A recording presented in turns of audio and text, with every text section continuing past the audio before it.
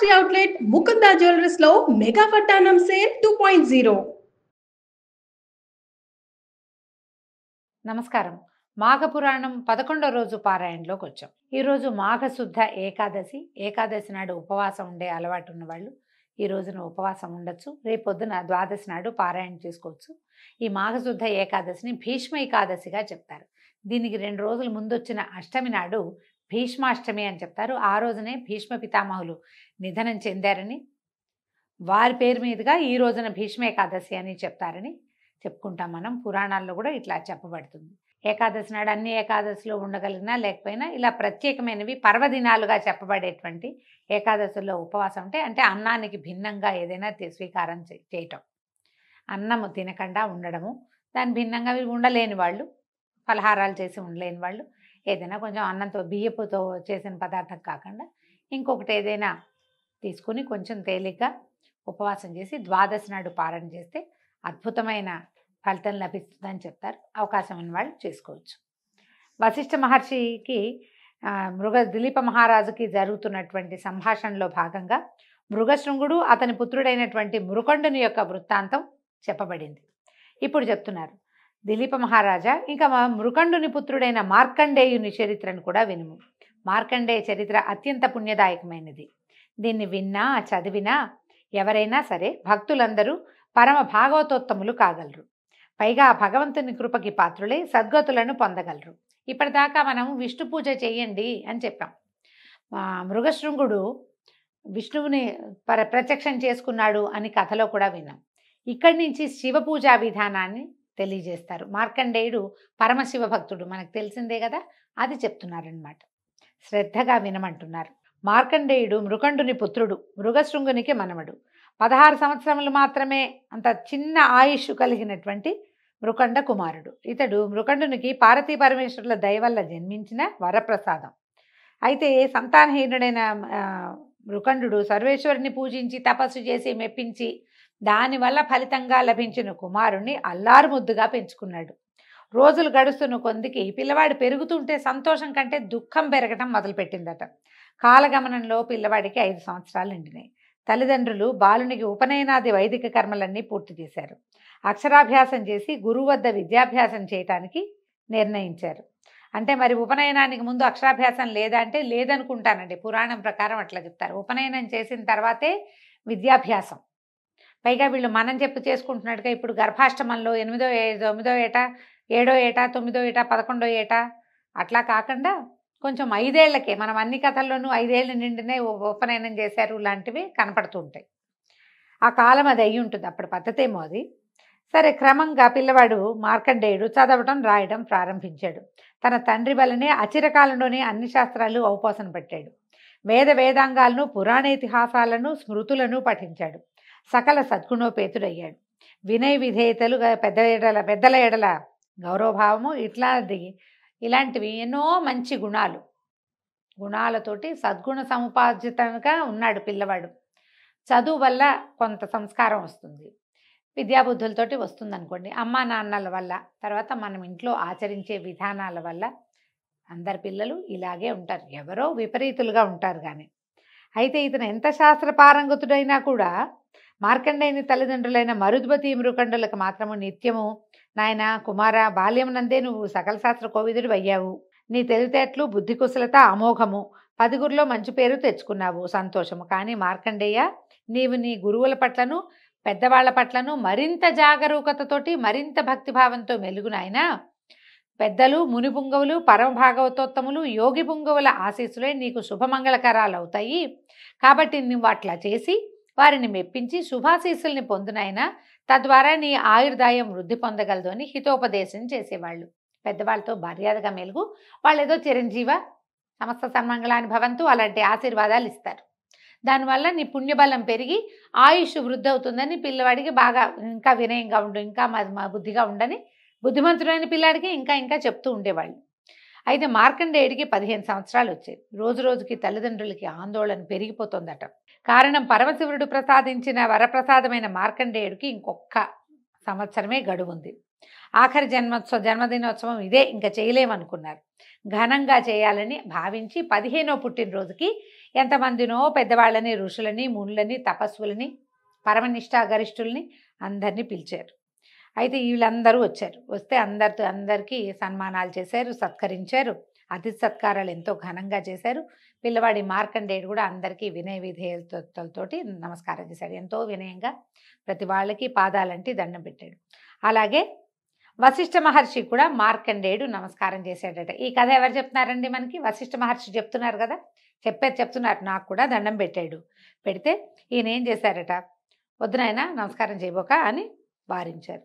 ఈ మార్కండేయుని దీవించడానికి తిరస్కరించిన వశిష్ఠ మహర్షిని చూసి అందరూ ఆశ్చర్యపోయారు. మహానుభావ వశిష్ఠ మహర్షి తమలో లోకానికి గురుతుల్యులు, ఇట్లా ఒక పిల్లవాడు, ఒక బాలకుడు జన్మదినోత్సవం రోజున నమస్కారం చేస్తుంటే మీరు వారిస్తున్నారేమిటి, ఆశీర్వదించరా పిల్లవాడిని అని అడిగితే ఈయన ఏమన్నారు, పిల్లవాడు బాలుడు, అల్పాయుష్కుడు, ఇతని జీవితకాలం 16 సంవత్సరాలే, మరికొంది రోజుల్లో మరణించబోయే ఇతన్ని మీరందరూ దీర్ఘాయుష్మాన్ భవ అని దీవించారు.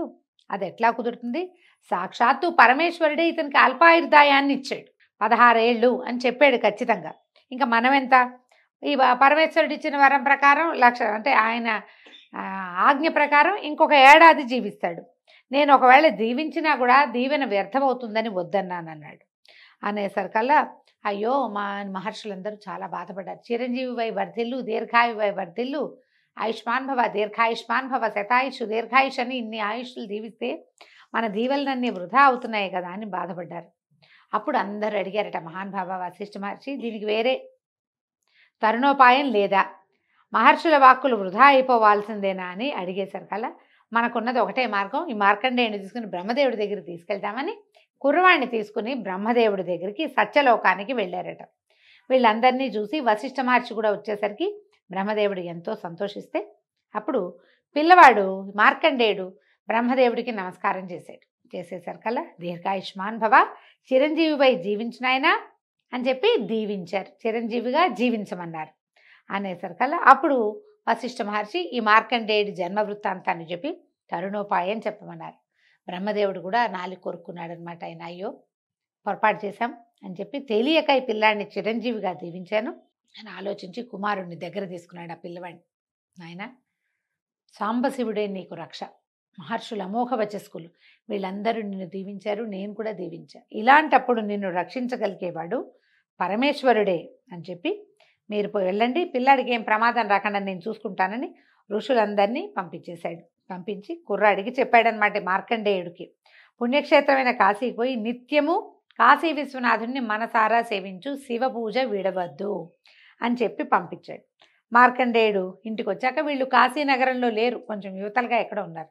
నేను వెళ్ళి విశ్వనాథుడిని సేవించి వస్తానని అంటే సంతానం కలిగాక సొంత ఊరికి వచ్చేసి ఉంటారు. గర్భవతి అయ్యాకో దర్శనం అయ్యి ఆయన నుంచి వరం లభించాక వెనక్కి వచ్చేసారు. అబ్బాయి మళ్ళీ కాశీ వెళ్తానని మొదలుపెట్టాడు. సరే వెళ్తాననేసరికి వీళ్ళు ఇంకా పిల్లవాడు బతికేది ఏడాది, ఈ ఏడాదిలో మనం పిల్లాన్ని మిస్ అయిపోతామని అతను ఎక్కడ మరణిస్తాడో తెలియకుండా అయిపోతుంది కదా, అందుకని అలా పోగొట్టుకోవడం ఇష్టం లేక మేము కూడా వస్తామని చెప్పి భార్యాభర్త మళ్ళీ బయలుదేరారు. చాలా రోజులు శ్రమపడి కాశీ నగరానికి చేరి విశ్వేశ్వరుని సమీపంలోనే ఒక ఆశ్రమాన్ని నిర్మించుకుని ఉన్నారు. మార్కండేయుడు విశ్వేశ్వర సమీపం సాన్నిధ్యంలోనే శివధ్యానంలో మునిగి రాత్రింబవళ్ళు ఉండేవాడు. సదా శివలింగాన్నే సేవించేవాడు. కాలగమనంలో 16వ ఏట ప్రవేశించాడు. మరణం ఆసన్నమైంది. మార్కండేయుని జీవితకాలం పూర్తయిందని తెలుసుకున్న యముడు, భటులారా వెళ్ళండి, కాశీక్షేత్రంలో ఉన్న మార్కండేయుని ప్రాణాలని కొనిరండి అని ఆజ్ఞాపించాడు. యముని ఆజ్ఞ ప్రకారం యమదూతలు కాశీలో శివసన్నిధిలో ధ్యానం చేసుకుంటున్న మార్కండేయుని వద్దకు వచ్చి ప్రాణాలు తీసుకోబోయారు. కానీ లాభం లేదు. మార్కండేయుని చుట్టూతా తెలియని ఏదో ఒక తేజస్సు ఆవరించుకుని ఉందట. ఆ వేడిమికి యమదూతలు నిలవలేకపోయారు. కాలపాశం కూడా మార్కండేయుని చేర్ల. దాంతో ఆ బాధలు పడలేక దాన్ని తట్టుకోలేక యమదూతలు వెళ్ళి మేము అతని సమీపంలోకి వెళ్ళిపోతున్నాము, ఏదో తేజస్సు ఉంది, అది అగ్నికణాల్లాగా మమ్మల్ని బాధిస్తోందని చెప్పేసరికల్లా యముడు ఆశ్చర్యపోయి మన వృత్తి ధర్మానికే విరుద్ధంగా ఉంది, నేను చూస్తానని అనుకుని తన వాహనమైన దున్నపోతుని అధిరోహించి అక్కడికి వెళ్ళాడు. వెళ్ళేసరికల్లా శివధ్యానంలో ఉన్నటువంటి ఈ మార్కండేయుడి మీదకి కాలపాశాన్ని విసిరాడు. అయితే కళ్ళు తెరిచి చూశాడట మార్కండేయుడు. చూస్తే సాక్షాత్తు యమధర్మరాజు తన ప్రాణాలను తీసుకుపోయే ప్రయత్నంలో ఉన్నాడు. భయపడిన మార్కండేయుడు శివలింగాన్ని గట్టిగా కావులించుకున్నాట. శివ, సాంబశివ, రక్షించు రక్షించు నన్ను అని పరిపరి విధాలుగా స్తోత్రం చేస్తూ భయంతో శివలింగాన్ని కావలించుకున్నాడు. తదేక దీక్షతో శివునే ధ్యానిస్తున్న మార్కండేయుని మొరని కైలాసమునందున్న పార్వతీ పరమేశ్వరులు విన్నారు. బాలుని ఆక్రందనను విన్న మహేశ్వరుడు మహోగ్రమైన రౌద్రాకారంతో శివలింగాన్ని పటేల్ని చీల్చుకుని వచ్చి తన త్రిశూలంతో ఎదురుగుండా ఉన్న యముడిని పొడిచినంత పనిచేసి మార్కండేయుడిని రక్షించాడు. మనం రకరకాలుగా వింటామండి. ఈ పాశం వేశాడని కావగలించుకున్నటువంటి మార్కండేయుడితో పాటు పరమేశ్వరుడి మీద శివలింగానికి కూడా ఆ పాశం పడిపోయిందని, అప్పుడు శివలింగాల్లోంచి రౌద్రాకారంతో రుద్రుడు బయటికి వచ్చాడని చెప్తారు. కొంచెం ముందు వెనకగా ఇలాగే జరిగిందనమాట. సరే, ఎప్పుడైతే ఈ శూలం యముడికి తగిలిందో యముడు పడిపోయాడు కింద, మరణించాడని కొన్ని కథల్లో చెప్తారండి. కొన్ని పాట భేదాలు ఉంటాయి. కానీ శూలం తగిలిన వాడు జీవించి ఎలా ఉంటాడు? ఉండకపోయి ఉండొచ్చు, ఆయన శూలం తగిలి పడిపోయి ఉండొచ్చు. అయితే ఎప్పుడైతే ఈ యముడే దెబ్బతిని పడిపోయేసరికల్లా అష్టదిక్పాలకుడు బ్రహ్మాది దేవతలు పరుగున వచ్చి పరమేశ్వరుని పరు విధాలుగా ప్రార్థించి శాంతించు, కోపం చల్లార్చుకో, యముడు తన విధిని నిర్వహించాడు, తమరిచ్చిందే వరము, 16 సంవత్సరాల అల్పాయుష్కుడైన కుమారుణ్ణి మృకండుడికి తమరు ఇచ్చారు, 16 ఏళ్లే ఇతని ఆయువని రాయబడి ఉంది. మృకండుని కుమారుడైనటువంటి మార్కండేయుడి ఆయుష్ 16 సంవత్సరాలని, వాడు పుట్టక ముందు తమరు రచించిందే కదా అతని నుదుట రాత అని పరిపరి విధాలుగా ప్రార్థించారు. ఆయువు తీరింది, యముడు తన కర్తవ్యాన్ని నిర్వహించాడు, బాలుడి ప్రాణాలు తీయటానికి వచ్చాడు. యముడు తప్పేముంది, తన బాధ్యతని తను నిర్వర్తించాడు. అయితే సదా మీ ధ్యానంలో ఉండటం వల్ల మీరు అతన్ని చిరంజీవిగా దీవించారు. అది యమధర్మరాజుకు తెలీదు. ధర్మపాలన, యముని విధేయత, దాన్ని గ్రహించి దాన్ని పరిగణించి ఆ యమధర్మరాజుని పునర్జీవితుని చేయండి. ఇతను ఈ రకంగా పడిపోతే కాలం ఎట్లా నడుస్తుంది, అతనే కదా కాలగణన దైవం అని బతిమలాడారు. యముడు లేని సృష్టిని ఊహించలేము అని, సర్వేశ్వర మా అభ్యర్థనని మన్నించండి, యముడిని వదిలిపెట్టండి అని పరిపరి విధాలుగా ప్రార్థిస్తే అప్పుడు పరమేశ్వరుడు శాంతించి యముడిని బతికించి, యమా నీవు నా భక్తుల జోలికి రావలదు, ఒకవేళ తప్పనిసరి అయినచో నా అనుమతి తీసుకో అని చెప్పి మార్కండేయుడిని పరిపరి విధాలుగా చిరంజీవిగా దీవించి ఆయన కైలాసానికి వెళ్ళిపోయాడట. మార్కండేయుడు చిరంజీవని, ఇప్పుడు కూడా ఆయన మార్కండేయుడు జీవించే ఉన్నాడని, ఆంజనేయుడితో పాటుగా ఈయన కూడా జీవించే ఉన్నారని చెప్తారు. పరమేశ్వరుని కృప వలన తన కుమారుడైన మార్కండేయుడు చిరంజీవి అయినాడని మృకండు పరమానందాన్ని చెంది తాను మాఘమాస వ్రతమును ప్రతి ఏటా ఆచరించినందువలనే తన కుమారుడు తనకి దక్కాడని నమ్మి మాఘమాస వ్రతాన్ని ఎల్లెడలా ఆచరించినట్లుగా చేశాడు. భగవంతుడటు చిరకాలం జీవించి చివరికి భగవంతుల్లో లీనమైపోయారని చెప్తారు. దీని తర్వాత ఆ కల్పాంతం దాకా ఆయన జీవించే ఉంటారని కూడా కొన్ని కథనాలు చెప్పబడతాయి. ఈ మార్కండేయ చరిత్రను విన్నను చదివినను ఆ పరమేశ్వరుని కృపకి పాత్రులై కైలాస ప్రాప్తిని పొందగలరు. మార్కండేయుని భక్తి శ్రద్ధలు, ధ్యానము, శివారాధన, పూజలు ఇత్యాదులన్నీ సర్వులు అలవర్చుకొని మా సర్వేశ్వరుని కృపకి పాత్రులై తరించండి.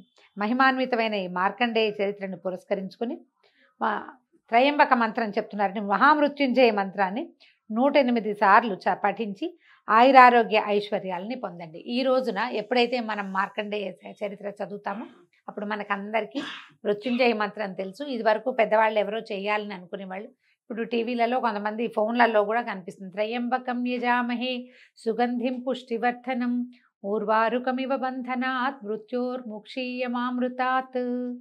ఈ మంత్రాన్ని మనం 108 సార్లు చదువుకుంటే మంచిదట. మార్కండేయుడు పఠించిన మంత్రంగా ఇది చెప్పబడుతుంది. ఈ రోజుతోటి 11వ రోజు పారాయణ పూర్తయిందండి. రేపు ఉదయం 12వ రోజు పారాయణతోటి మళ్ళీ కలుసుకుందాం. నమస్తే.